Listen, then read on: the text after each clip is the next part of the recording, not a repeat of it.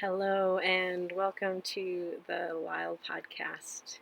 Um, if you're watching on video, you will see the messy interior of my van. This is my first recording in van life, and I think it's been 3.5 weeks of living in the van. I honestly don't remember when my last recording was. It feels I've had a lot of life happening um, in my days and weeks, lots of change and transition, and I'm just so glad to be here with you. I had a little inspiration, and I'm just excited to have a little bit of a heart to heart. If you are interested in following my more personal journey and where I even talk about van life, you can look for Elle Brave on YouTube, Instagram, and I have a newsletter as well. Um, uh, so Elle Brave and Becoming Divergent. So on YouTube, it's actually Becoming Divergent. That's what it's on Instagram, and that's the name of the newsletter. Today, I want to talk about just being in each other's lives. So I just got off a writers group that I host, and I am so excited to have been able to host that for the first time in my van, and I'm doing that in nature and on YouTube I'll show the view of what I'm looking at as you look at me. If you are watching the video, you'll see that the lighting is crazy, the interior is a little crazy. And this is a journey of me just living my life, right? And taking next steps and becoming myself. And that's what the Becoming Divergent project is all about. It's all about modeling my process in becoming, even as a middle-aged woman. What does that look like? And that's, middle-aged, divorced, queer, Midwest raised, more recent California living, internationalist, feminist, adventurer, healer, a writer. What does that look like for me in becoming an artist? And so I'd love to have you join there here on the Lyle podcast. Tend to keep it a little bit more broad, and we do go personal, but the purpose is not to share my personal journey, whereas on Becoming Divergent, that is the intention and the goal. So would love to have you over there if that strikes your fancy, if you're curious about that. And if you're on your journey of becoming and finding it kind of a lonely place, that would be a wonderful home or a place to visit to feel safe, and would love to have you there. So today I want to talk about community and the power of community. I just got off a call. I host a writers group, and I'm out in nature here, and I wasn't sure, and I'm still not sure about how to continue to do these things that are so important to me in this new way of living. Like, how can I get internet, and how can I be close to nature that I feel called to? Like, I want to live an increasingly integrated life, because I think that's how you live your healthiest life, is that you live integrated, and that means not just doing what people have told you to do or what you've felt impressed on you to do, but actually doing what you feel called to do. And a not insignificant, that is to say, a significant part of that, a very important component of that, is community. And my life circumstances right now have just kept me busy. Transition does that and is very tiring and demanding. And in the midst of that, I've still been working on thriving as best I can. That's my theme for this year. But this season has actually required a lot of surviving. And I'm going through this surviving with awareness of thriving. Like, how much can I thrive in this season of survival? And I find myself finding more spaciousness in my days, in my weeks, in my life now. Now I'm 3.5 weeks into the van, and 3 weeks into a new job, etc., etc. But this is not the Becoming Divergent podcast. This is a Lyle podcast. But I want to talk about community and the seeds that we plant in community. And I was inspired, this writers group that I hosted, the very end of it, just the whole thing of it, just an hour in this call, has left me in a place of inspiration. And so I'm here now reaching out in connection to you to share that love and to share that inspiration. This friend of mine, and we have been in this writers group for 2 years, and we meet every other week. And it's a group that I started, but it's only become what it is because of each of the members showing up. And there were, I think, double the members initially, and so half of those people dropped off because for whatever reason. But when you find that sweet spot, because this was a space of really showing up, this was a space of being vulnerable and being kind to people in their vulnerability, and in particular to encourage one another on our writer's journey and our calling as a writer. And so 2 years in, it's like a group therapy time, and that's not the intention, but that's the healing that happens in healthy community. And I sometimes wish I didn't cry so much during it. Here's this thing that I created and host, and here I am crying. But I'm living integrated there, and I'm showing up as my authentic self, and that involves me not hiding the grief and the pain that I'm experiencing, or when somebody says something that touches me really profoundly. And the very last thing that my friend shared,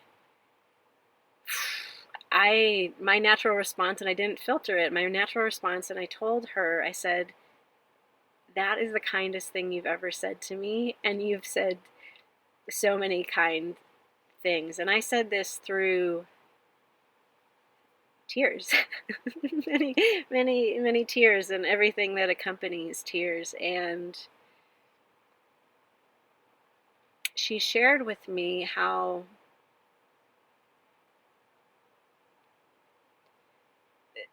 just observing me live my life, and she was sharing a specific example, but she was saying this broader thing of how observing me live my life has helped her live more fully in her life. And she shared this example of, it's her partner's birthday, and the plans that they had tried for on this particular day. They'd done various celebrations throughout the week, and the plans that they did on this particular day, they ended up going to this happy hour, and they ended up sitting at a bar. And this was not plan A. I don't know if it was plan B or C or how far down through the alphabet it was, but it was not the original plan. And she really cares for her partner, and so she felt nervous about this because she didn't know how it was go. There was like a loss of control, a loss of sense of what's going to happen. It was a very much an outlier, an unknown situation. And she shared that I was there with her and that she had this most beautiful experience she and her partner with the bartender, and just this conversation of just allowing what is to happen, and participating in that. And how the bartender shared that there was this very strange alcohol that tastes kind of funny, and he was trying to figure out how to use it, and he felt it needed to be a seasonal thing for the holidays.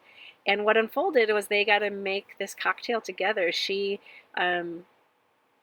is in touch uh, um, with her taste, with her, and so she was able to, and notice, smelling is also important, like aromatics, and she was able to notice notes in things, and they did this volley back and forth of, what do they need to complement that, what do they need to balance, and she's never made a cocktail before, and she left, and the bartender was thanking her for this experience, and meanwhile she's thanking them for the experience because of how beautiful it was, of this unknown to this more wildly interactive enjoyment, delightful experience than she could have ever imagined. And that is what's potential in life when we don't resist life, when we show up. And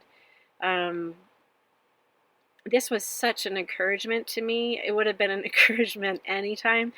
And in this season where there's a lot of me living by faith. I talked to a friend yesterday, and she asked me, like, what's giving me hope these days? And that was felt like a very important question and a very hard question at first. And then I was able to actually say things that were pretty deep and profound to me about ways that I am hoping. And hope is something that is something we act on even when we don't feel. And that's why it felt hard, and I was so grateful from that question from her, because I'm not feeling very hopeful, but I'm actually living in a way that's very hopeful. So I'm moving towards things that I really want and desire, that I've always longed for, and that I'm really quite terrified to move towards, because so much of my life has not prepared me to live in this manner.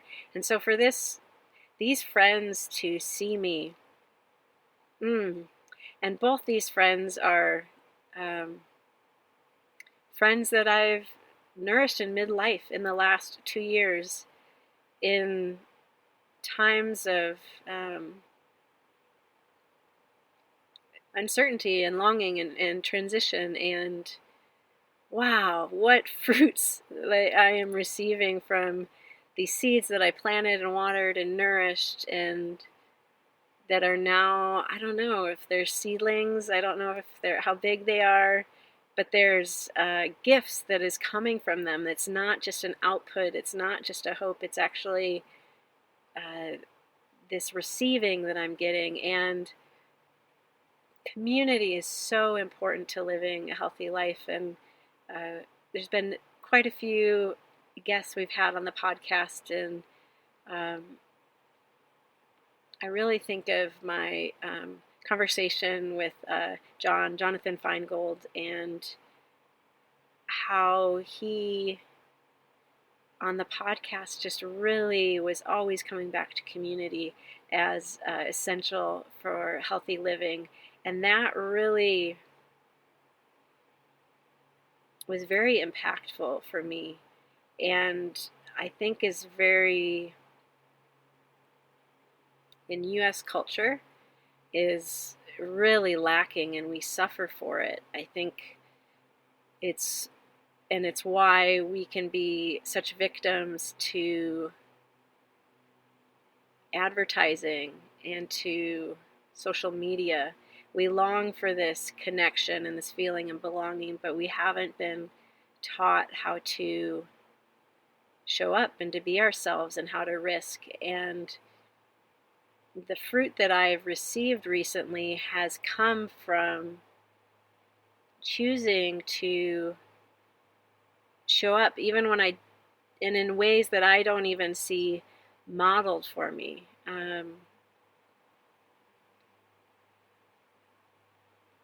It's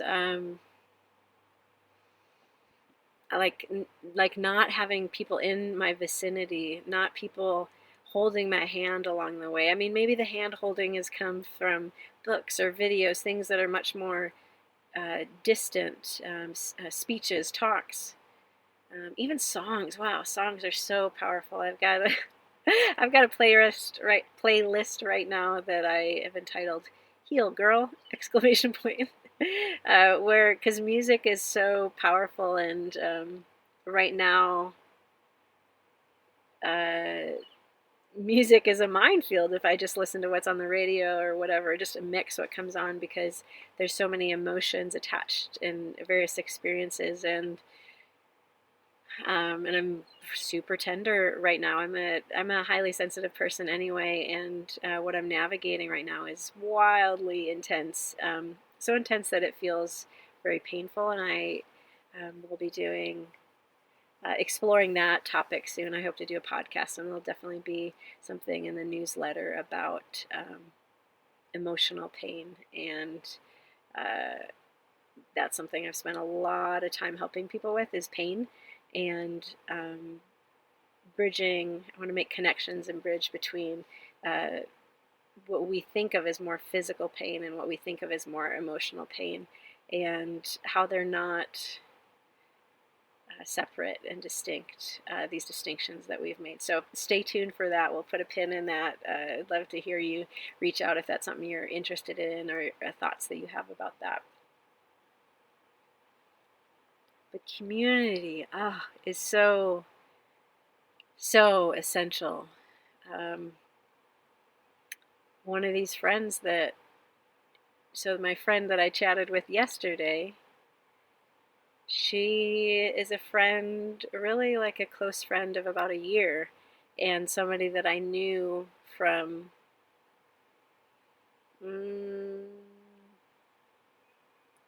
10, 15 years ago, that I had felt like a synchronicity to, or a connection to.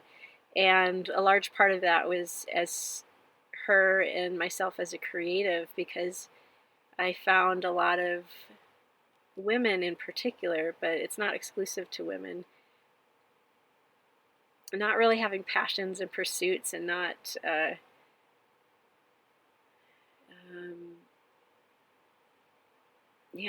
not pursuing artistic expression. And we had a connection over photography in particular at that time. And she was making a photography studio, and that's something that I dreamed of having, this artist studio. And I reached out to her like a year ago, out of the blue, kind of cold contact. And then she came up and visited, and a few weeks later she came up for Thanksgiving, and I'm going to go spend time with her at Christmas. And it's all because I reached out. And it's all because of how I reached out. And these are many examples from me, and I say these not to highlight or elevate myself, but just as lessons of my learning. I think our lives are our greatest lesson. Our lives are our greatest creative act, and there's always the opportunity to lean in more to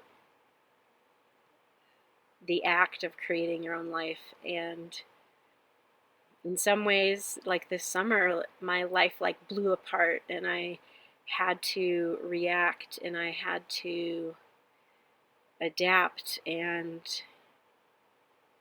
there were so many things that closed.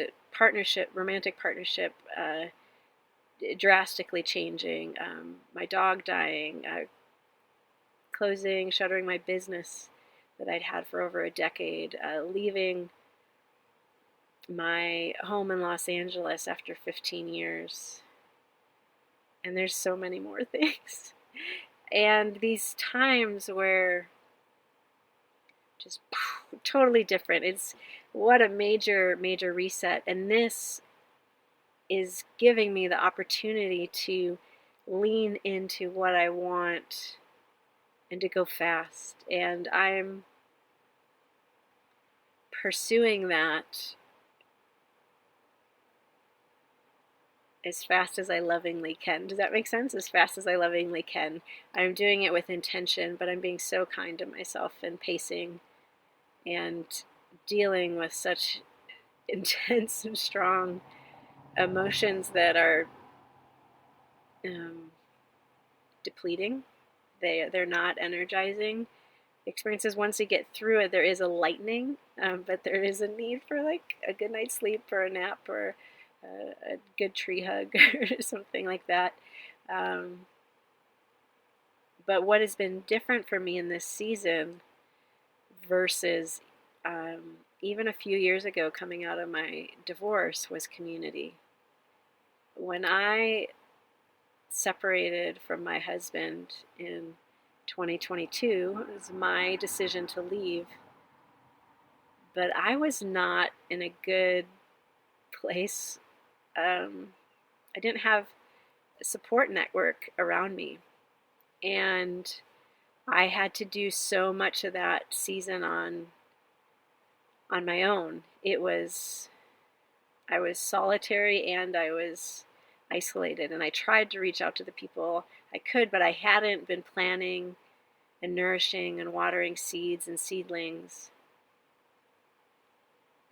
Not completely hadn't, but I didn't have the preceding few years of doing that. I had gone through a big transition that probably started in 2018 of pruning out relationships, friendships that I didn't feel were reciprocal, that I didn't feel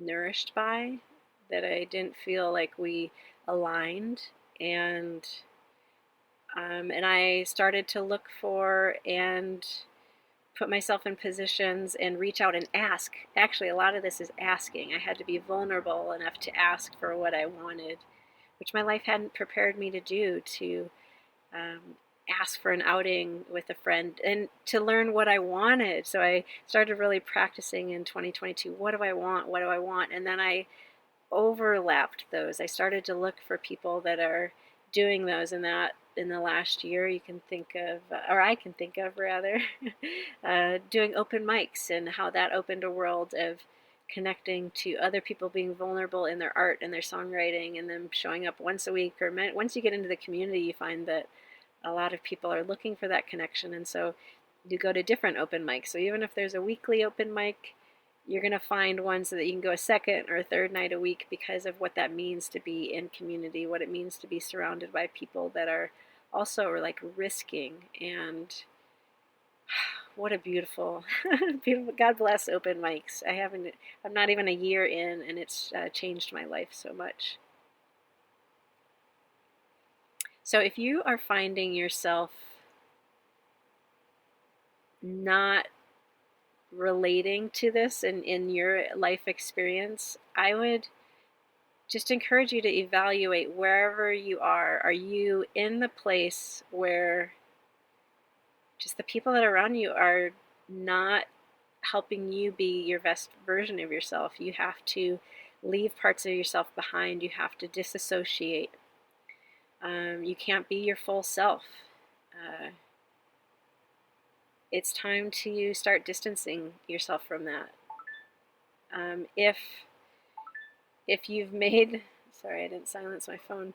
If you have done that already, but now you find yourself really solitary and isolated, maybe you need to lean into that season of being solitary and to learn who you are and to learn what you want, and to see how you relied on people in unhealthy ways that prevented you from showing up for them in loving ways, and prevented you from receiving what people are offering, or kept you from moving towards healthy relationships, but choosing ones that are more unhealthy patterns and more regressive instead of progressive.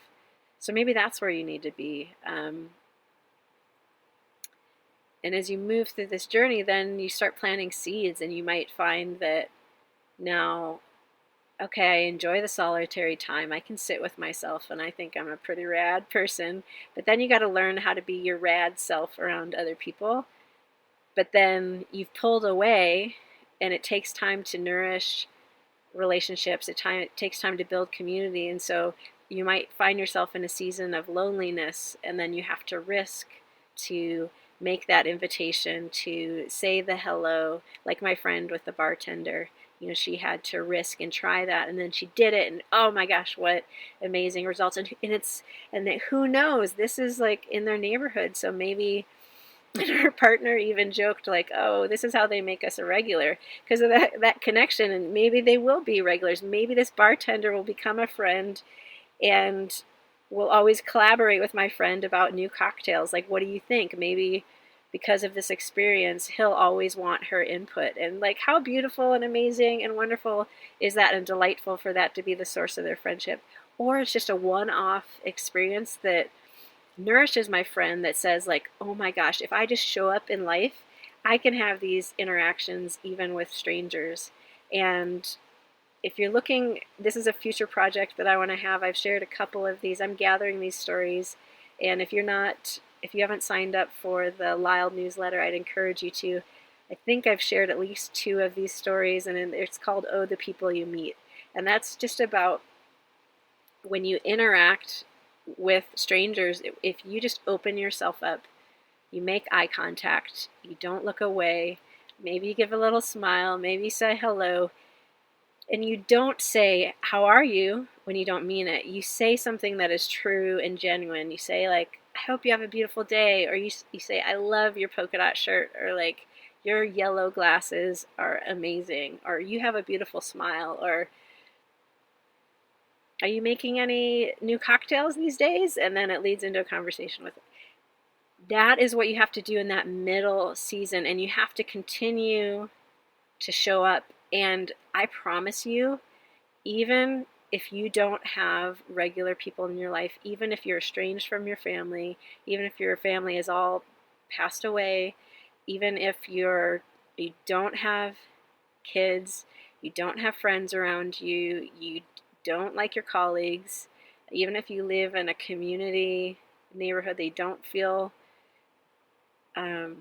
connected to, you can literally start to have these connections when you go to a museum, to the gas station, you see somebody at the park walking their dog, or with this baby. And that's what happened for me. I just started being present with strangers, and that sustained me. That showed me what connection is possible. And my deepest longing has been for companionship, and continues to be, and has been a source of a lot of pain. And there's things for me to, and again, put a pin back in the emotional pain. And I'm learning about these kind of things, and I'm going to share with you what I'm learning. So I'm not going to go into that today. I might sneeze. But there is a lot of emotional pain that you have to navigate. And I'm excited to see what's on the other side of the emotional pain, and like how to even process things. But again, put a pin on it. And then the next thing that starts to happen is you start risking and using these skills with actually people that you admire, the writers group that I have, these are people that I met at a conference in 2023, September 2023. Had the first writers group in November. Took 2-ish, 6 to 8 weeks, I don't know, to actually meet. And I tend to be somebody that gets inspired, and I'm gonna do it, and then because of insecurities in myself, I'll doubt it later, and I'll withdraw, and I'll choose isolation over connection. And I have been doing so much work to believe that once I did the work of sitting with myself and being quiet and still and seeing the beauty in myself and seeing what emerged, then, like I mentioned earlier, there's this work of now you have to do that with people. So I practiced that with strangers and just saw so many miracles, and continue to see that whenever I'm present. And there's so much of my life that I just go into autopilot and I forget and I don't do it. But when I do it, holy shit, is it amazing, like what emerges. It's so, so beautiful. The connection to the divine that's in everybody. And so I had to practice that radness, that self-love. I had to believe that there is a connection for me, and I had to risk the letdown because it was always safer for me. Like, I could see a need in somebody and show up for them, but I didn't show up for people that I really wanted in my life because of connection. I would show up people because of like need. That's like a sympathy, right? That's not even like fully I mean, maybe it's compassionate. I can unpack that a little bit, but there's a part of it that was unhealthy because I was afraid. Like, I didn't show up for the same people when I respected people, when I thought they were cool, when I thought they were so intelligent, creative, and smart. I just really thought people were better than me in how I interacted with them. And this amazing community that I'm having in the season, even though my life is blown apart and emotionally it's so painful, if you look at the objective facts in my life, I'm living the greatest adventure. I'm living so beautifully. So many things are connecting. I work at a place where I work at a place, so my word for the year, and I'm 3 weeks into this job, the theme of this place to work is thrive. What? I didn't even think about that till, after I think was already working there. And then I show up to this place, and my maiden name is Sierra. And I love the Sierras and the mountains and the call for that. I'm currently in the Sierras right now. So even when I got married, I kept that name as my middle name. I wasn't letting go of that. And now, I go by Elle Sequoia Brave as well. And the sequoias, those trees. I'm getting a little bit lost from what I was trying to say. And I hope I can come back to it. Hi, ADD.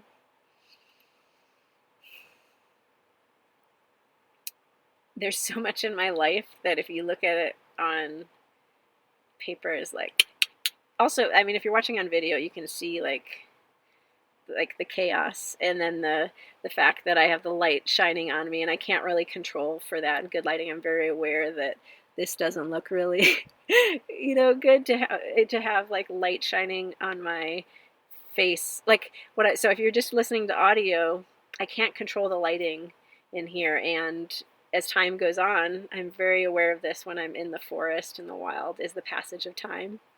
And the sun makes an arc over the sky, and I'm using natural light to light me right now. And I don't have windows all around. My van doesn't have any windows in it. Shh. And so I've got the door open, and so I can't control for the just light that's like straight coming in and changing as I record this. There's so many things in my life that are just like, wow, that people are envious. You know the word that people say the most about my life right now? And I don't feel this at all. I don't feel this at all. But I'm working to receive it because community is offering it to me and is showing me again and again. And I'm working to believe what people say, and in particular what they say about me, and in particular what they say about me that's positive, that's loving, that's kind, that's affirming, that's encouraging. And that's just a little look at me in the process. So I share all those examples in the beginning, and not because I like a look at me, because I actually very much struggle in the ways that I've been describing. I don't need to say it all over again. So now the steps, now the fruit is that I have, in the last year, at the retreat, I was like, you're cool, you're cool. I invited only people that I wanted to. I didn't invite everybody that I had contact information. I didn't invite everybody that I met. I cast a small net, and then I allowed for people. I kept going, even though there was attrition of half the people over, I don't know, in the first few months. We stuck with our core group, and we are a sisterhood. And the words that my friend said to me going to the bartender, she says the most profound, she is a consummate coach, a consummate nurturer. She is all that's beautiful about sensitive people and knowing people and empathetic and compassionate people and creative people. And I get to have this most intimate, potent time with her where we just each show up. We're each doing the work, and it's so exciting to see her grow and growing for it in her dreams. She's like, ah! And to see it week by week, the growth. Oh yeah, the thing that people are saying about me, I forgot about that, is that I'm inspiring, that my life right now, as I share, as my life rubs up against them, that I'm inspiring them. And holy shit, it feels very uncomfortable to be saying that to you right now. And my friend just now didn't use those, well, I don't know, I don't think she used those words because she's a writer and she's poetic, and so she just, oh God, but that's what she's saying. She said, I inspired her to show up, and that matters so much more than any of my art. That matters so much more than any of my podcasts or writing or photography or healing a patient. That because our greatest creative act is our life. And the thing that she said was that how I live my life was bringing more beauty into her life by helping her to show up more brave, and that what a wild impact that had on her partner's birthday and for her partner. And God, that is the kindest thing anybody can say to me. If I want anything in my life, it's that how I live my life helps people to live their healthiest life. And so I got off that call and I was like, that's a podcast right there. So I think we're nearing the end of today's time, and community is so important. Authentic community is so important, and it's so hard and it's so scary. I think it's the scariest thing you'll ever do in your life is to show up authentically with somebody else. But when you do that, that's the best gift you can give somebody else, is to show up authentically, because it allows them to show up authentically. Because when you show up authentically, the ego is not dominant. The ego has a back seat. I don't even know if it's in the room. Whew! Sorry, I got some tears there, and now I have a little accompanying mucus. Keeping it real, folks. Oh, thanks for being here on the Lao podcast. I've missed recording these. I haven't known how I'm going to do it, and I'm so stoked to have had this conversation and this time with you. I'd love to hear from you about what this time has meant to you, and how you're risking and showing up in relationships, and where you are in the continuum, and how you're learning. And I'll just plant this seed too for the future. My friend from a year ago, my friendship that I started a year ago, and I have many other friendships that are 1, 2, 2.5, maybe 3 years old. Beautiful, beautiful, beautiful, beautiful. The fruits of these things. But my friend that I was chatting with yesterday, that I mentioned earlier, spending last Thanksgiving with her and stuff. I'm going to lose my stream of thought by sharing all this. See, I can't remember what I was going to say. Why did I? Yeah, just today, just this morning, just a couple hours ago, we're still in the morning here at the recording of this. I got to connect with her before the writers group. Beautiful connection after a call yesterday, because technology, text, sharing photos, the beauty that I'm in, etc. She gets to share about her amazing, how she risked and had friends over, or not friends, had classmates over in the hopes of making friends, and invited them into her home and made food for them. And it's so risky, the fear of like nobody's going to show up. It's just going to be one person. It's going to be so awkward. And how they did it. People showed up and they got past the initial awkward phase, and now they got great friends that, are going to do different things together. Talking to her today, to this friend. She shares with me about her desire for communal living. And I was like, what? No, that's da da da. And so we're going to be talking about that over Christmas. So I think this is something that we need, because I think about living your healthiest life a lot. And if I think something's important, I try to live that way. So I want to live in a community. I want to have I'm not talking suburban kind of community. Ugh, gross things built around capitalism. No, but things about mutuality. I want there to be, so everybody's got their own space so they can have the rest and the solitary time to listen and to be and to have, and I want to have like a compound around me, just my own property. I still want that artist suite. I still want that room. I want to have a place for guests. I want to have a place for like tools to build stuff like this van, because I built this van, by the way. And it's hopefully this, how do you go across? Hopefully this weekend I'll get the shelf up behind me and it won't look like that, and it'll be more organized because I'll have etc. etc. And then there'll be a communal space, like for people to get together. There'll be gardens. I think like there should be a big eating area. Oh yeah, so I have my own little compound, my own little space where I can disconnect, and my introverted self, my sensitive self can unwind, because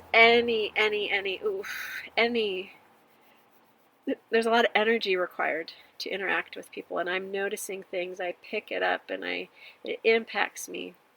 And so I have my own space to connect and commune with God, and there's so many words for that, like my inner child, my conscience, my intuition, the Holy Spirit, that cosmic divine self. Like there's so many words for it, but connect to that and be nourished by that. And then I get a trust about how I go in the world. But I want other people to be on the property. Oh, and I want trees, but I want other people to be on the property. And this is, my friend was saying, like, hey, before you buy land, and because that's the trajectory of this van life, hashtag, I don't know, follow becoming divergent, is like building towards this, connecting to nature, just like how the format of all these people that want power and money, what they're offering us is not satisfying. It's not fulfilling. It isolates us. It makes us feel really bad about ourselves, really, really bad about ourselves. It's super dysfunctional. It creates distance between people. So she mentioned, like, hey, before you buy land, let's like talk about community. And I have been thinking about this and talking to people. It's on my list to build up like this reality, this future of communal living, buying property together, or somebody buys it and lets other people rent on it, or however it works, and to live together so that we can have fun, that we can have support, that we can have connection, that it's like so important that it's built into our lives to be easy, to be regular. And that is all and that just happened today because of connection. Like this is current real life stuff. May you always see the blessing. Okay, I want to hear from you. Love you. May you always hear the blessing. May you always see the blessing. May you always see the blessing. May you always see the blessing. Thanks so much for listening to this episode of the Lyle podcast. I hope to see you at the next one. You can make sure that happens by subscribing on your favorite podcast platform. If you're new to the podcast, go ahead and listen to past guests. There's really just a wealth of knowledge there. This is a passion of mine, to help you live your healthiest life, and to do that together in community. Contributions would make this work so much more easy, and you can do that via the link in the show notes, or the website through Ko-fi. And the website is www.theellebetrell.com. You can join the newsletter, the Lyle newsletter, via the website and show notes. There's also opportunities if Instagram is your thing. I'm on there on occasion, and you'll look for the Lyle community, and Lyle is Lyhl.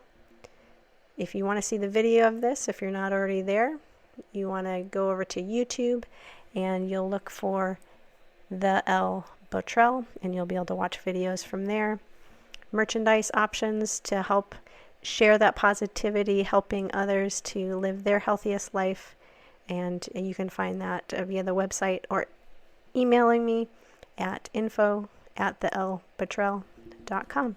Thanks so much, and may you always see the blessing.